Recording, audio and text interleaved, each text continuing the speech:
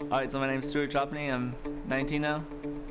Bodybuilding for me is sort of my stress relief. Besides my stress relief, it's just a way of measuring myself and how I've grown, not just physically, but strength-wise and emotionally, because there's certain things after you lift for a while, you learn how to endure different pains and struggles. It makes you a stronger person. So bodybuilding for me, it's a little bit complex, but in a simple way, bodybuilding is just a way for me to express my emotions, all my strength, my anger. I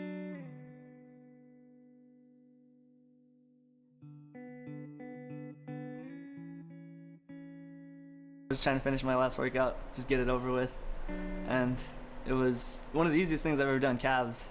And I decided to go heavy, put 4 plates on there, which is about 405 pounds.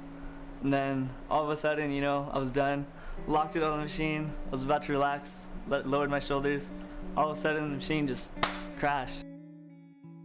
Even at the time I didn't know it was that bad, but once the ambulance came, they tried to pick me up, and then I realized I wasn't really moving. I was just like seizing up, going into like little convulsions. I thought it was just painful.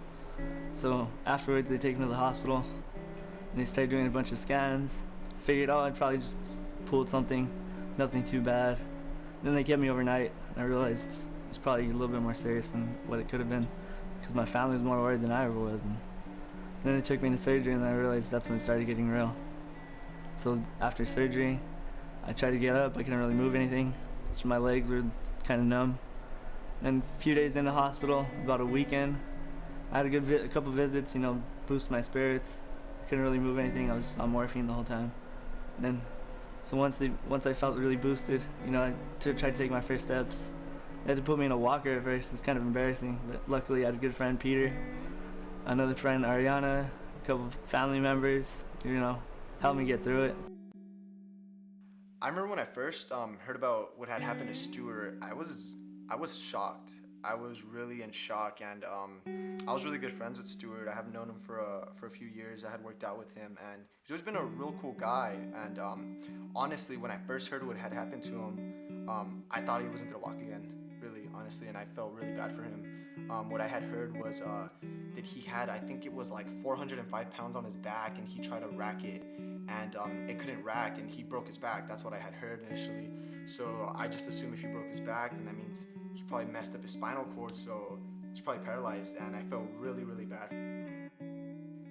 When I heard about his accident, when I first heard about it, I was still in school. I think I was actually at the gym when I first heard about it.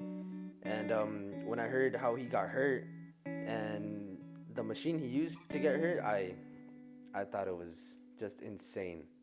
You know, like how could that happen?